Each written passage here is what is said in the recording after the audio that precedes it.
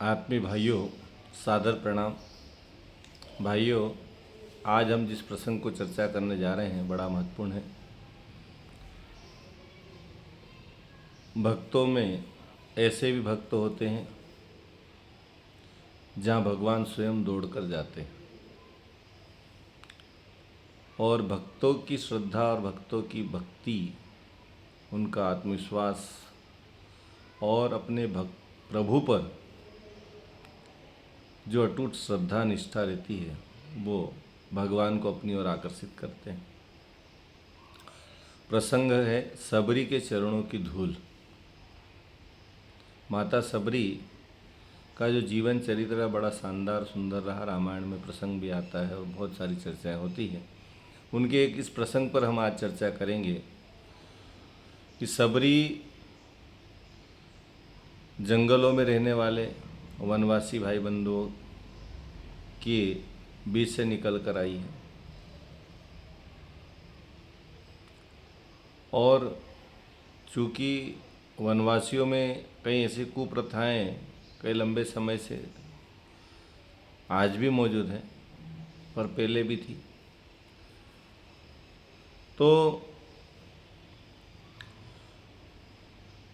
होता यह है कि सबरी के विवाह की तैयारी होती है, और सबरी के विवाह के समय बहुत सारे भेड़ बकरियां लाई जाती है। सबरी ने अपने पिता से पूछा, पिताजी ये भेड़ बकरियां आप जो लेकर आए इनका क्या होगा? उन्होंने कहा, बेटा हमारे समाज की ये परंपरा है, विवाह के समय इनकी बलि दी जाएगी, इनको मारा जाएगा।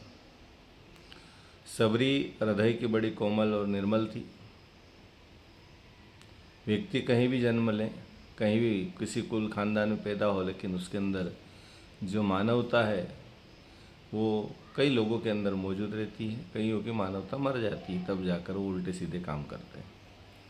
तो माता सबरी ने पिता से जब पूछा तो उसके मन में बड़ा दुख हुआ कि आज मेरे विवाह पर इन जीवों की यदि बलि दी जा रही है, इसका मतलब मेरा विवाह ही इनकी हत्या का प्रमुख कारण बनेगा, और मैं ये नहीं चाहूँगी कि ये मेरे कारण इनकी मृत्यु हो, जीव हत्या हो। तो सबरी ने क्या करा, रात भर उनके साथ बैठी रही, चर्चा करती रही। किनसे? भेड़ बकरियों से। मन के भावों को उनके समझती, जवाब देती, और बचाने का उपाय सोचने लगी। उपाय सोचते सोचते कोई उपाय न सूझा तो आखिरी में एक ही उपाय सूझा कि क्यों न मैं चली जाऊं, जब मेरा विवाह ही नहीं होगा तो इनको मारा क्यों जाएगा। तो वो सुबह होने के पहले रात में ही जंगल को निकल जाती है, और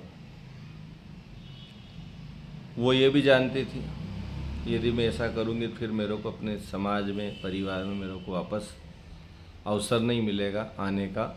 लेकिन फिर भी माता सबरी ने हिम्मत जुटाई और जंगलों में भटकते भटकते मतंग ऋषि के आश्रम पर पहुंचती है, जहाँ पर मतंग ऋषि उनको अपनी शिष्या बना लेते हैं। ऋषि पद बहारती रही, वो सेवा करती रही ऋषियों की, और अपने पूज्य जनों की सेवा से बड़े प्रसन्न होकर मतंग ऋषि ने जब उसको आश्रम की बागडोर सौंपी, बहुत सारे काम उसको सौंप दिए। एक दिन मतंग ऋषि ने सबरी को बुलाकर कहा, बेटा अब मेरी देह जीर्ण शीर्ण हो रही है और मेरा जाने का समय भी आ गया, इसलिए मैं अब शरीर छोड़ने वाला हूँ, पर तेरे को ये आशीर्वाद देकर जाता हूँ। क्या आशीर्वाद? बोले आशीर्वाद ये है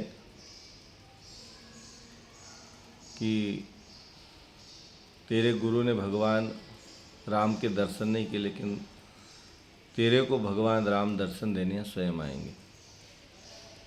उन्होंने पूछा और क्या चाहिए? उन्होंने कहा, गुरुजी आप तो हमको साथ में ले चलो, मैं भी क्या करूँगी। नहीं, बोले बेटा तेरे को भगवान से मिलना है, तेरी मुक्ति तभी होगी, तेरा उद्धार तब होगा जब भगवान राम स्वयं यहाँ आएंगे। और मतंग ऋषि ने शरीर छोड़ दिया, उनका जो भी क्रियाक्रम संपन्न हुआ, और माता सबरी अपने आश्रम को रोज़ सजाने लगी कि मेरे राम आएंगे। अब ये नहीं बताया था कि राम कब आएंगे, पर ये एक विश्वास मन में था कि राम आएंगे। क्यों? क्योंकि मेरे गुरु ने कहा, इसलिए राम आएंगे। माता सबरी इस प्रकार से नियमित आश्रम की साज सज्जा करती, सफाई करती, बुहारती, तैयारी करती कि राम आएंगे। और इस विश्वास के आधार पर वो चलती रही और कई वर्षों बीत गए। एक तालाब पर वो पानी लेने गई, पास की सरोवर में। वहाँ कोई ऋषि साधु तप कर रहे थे और तप कर रहे थे तो उनने देखा कि भाई ये तो वनवासी है और ये जल भर रही है, जल पर जो है जल वो कैसे ले जा सकती है, ये तो वनवासी है। तो उनने उसको डांटा फटकारा और गुस्से में क्रोध में आकर उन्होंने कहा पत्थर भी उसको मार दिया। उस पत्थर की चोट से सबरी माता को चोट लगी और चोट से उनके शरीर से रक्त की कुछ बूंदें उस सरोवर में गिरती है और सरोवर में जैसे ही गिरती तो सारा सरोवर का जो जल था पूरा पूरा जो है रक्त में बदल जाता है, रक्त वाला जल बन जाता है, खून वाला जल बन जाता है। वो तो चली गई। और वो ऋषि ने जिसने ये कृत्य किया उसने खूब प्रयास किया कि इस रक्त बने जल को फिर साफ कर दे। कई प्रकार के तंत्र मंत्र किए गए, गंगा जल डाला, यमुना जल डाला, सब डाला, लेकिन वो खून वाला जो जल था वो बदल नहीं रहा था। सारे प्रयास उनके विफल हो गए और माता सबरी तो दैनिक दिनचर्या वही थी कि रोज़ आश्रम को सजाना, संवारना, ऋषिपत को सजा कर रखना कि राम आएंगे।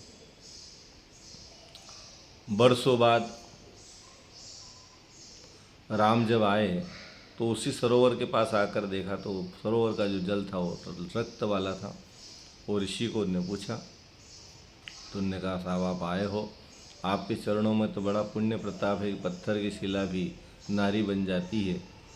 तो इस महिमा का आप थोड़ा सा यहाँ भी हमें लाभ दें और ये रक्त बना हुआ जल बन जाए।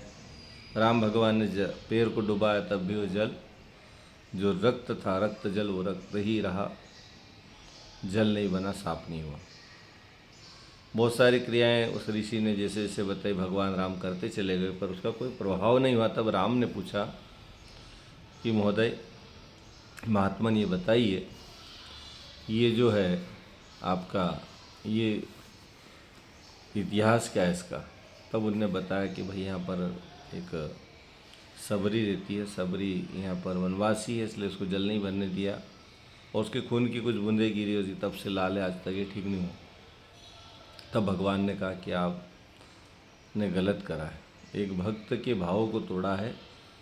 और भगवान राम ने कहा कि उनको बुलाइए। माता सबरी को बुलाया। जैसे ही कहा कि राम बुला रहे हैं, माता सबरी दौड़ कर आती है और दौड़ कर आती है और जैसे आती है तो दौड़ कर जब आती है तो तालाब के किनारे जैसे ही पहुँचती है उसके पैरों के चरणों की जो धूल थी, धूल कुछ उस सरोवर में जैसे ही गिरती है, सरोवर का जो जल था पूरा शुद्ध हो जाता है, वापस जल बन जाता है, जो रक्त जल बना हुआ था वो जल बन जाता है। तब भगवान राम ने कहा देखो एक भक्त की शक्ति भगवान से बड़ी होती है।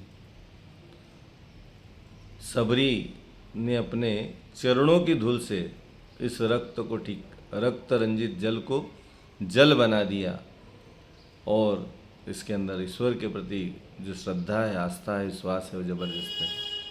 भगवान प्रसन्न हो गए। माता सबरी बड़ी प्रसन्न हुई और भगवान राम को आश्रम ले जाती है, वहाँ सेवा करती है और इस प्रकार से उनके गुरु का जो वचन था कि राम आएंगे और तुम्हें मुक्ति और मोक्ष देंगे वो पूरा होता है। माता सबरी का जो चरित्र है बड़ा महत्वपूर्ण है, रामायण में बड़ा लंबा प्रसंग है और बहुत सारी चर्चाएं कथावाचक करते भी रहते हैं ज्ञान चर्चाओं में।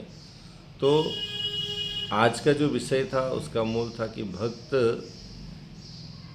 की जो भावनाएं, भक्त की जो आस्थाएं, भक्त का जो विश्वास है, भक्त की जो श्रद्धा है वो किसी भी वर्ग वर्ण से आया हो, लेकिन उसके अंदर की श्रद्धा भगवान को भी मजबूर कर देती है और वो कार्य कर सकती जो भगवान भी नहीं कर सकते हैं। और भगवान ये दिखाते भी कि भक्त में कितनी शक्ति है, भक्त की आस्था और श्रद्धा में कितना भाव है। इस प्रकार से हम सभी भाई, सभी बहनें, सभी आत्मीजन इस भाव को हृदय गमन करें कि हम जीवन में अपने अंदर ईश्वर के प्रति अटूट विश्वास जगाएं, ईश्वर के प्रति सच्ची श्रद्धा जगाएं, ईश्वर के प्रति सच्चा विश्वास जगाएं। आस्था, श्रद्धा, निष्ठा, भावना, विश्वास, ये जब हमारे अंदर प्रभु के प्रति प्रगाढ़ होते चले जाएंगे तो भगवान को मजबूरन वो सब करना पड़ेगा जो असंभव दिखाई देता है, जो हो नहीं सकता उसको भी किया जा सकता है। वो भक्त की श्रद्धा भगवान के द्वारा करवाई जा सकती है। भगवान भक्त के वश में होते हैं, भगत के वश में भगवान, ऐसा कहा गया है। तो आइए हम सभी एक तो मानवता से जुड़े, मानव में कोई भेद न हो, मानव के अंदर की सच्ची श्रद्धा को उभारा जाए, सच्ची विश्वास को जगाया जाए, भावनाओं को जगाया जाए, तो वो चमत्कार होने लगते, चमत्कार होते हैं, होते रहेंगे, आगे भी होंगे। भाइयों बहनों, इस कहानी की जो मूल प्रेरणा ये है कि हम मानव में कोई भेद न करें, सबको ईश्वर का अंश मानकर, ईश्वर अंश जीव अविनाशी जो रामायण कहती है, तो सब में भगवान है। सिया राम मैं सब जग जानी, करहु प्रणाम जौर जुग पानी। सब में भगवान का वास है। इस भाव से यदि हम सच्ची आस्था, श्रद्धा, निष्ठा से कार्य करेंगे तो माता सबरी के चरणों की धूल जैसे चमत्कार हमारे जीवन में घटित हो सकते हैं। हम अपने जीवन में सच्चे भक्त को जगाएं, सच्ची आस्था को जगाएं, सच्ची श्रद्धा को जगा लें तो निहाल होते चले जाएंगे। ओम शांति।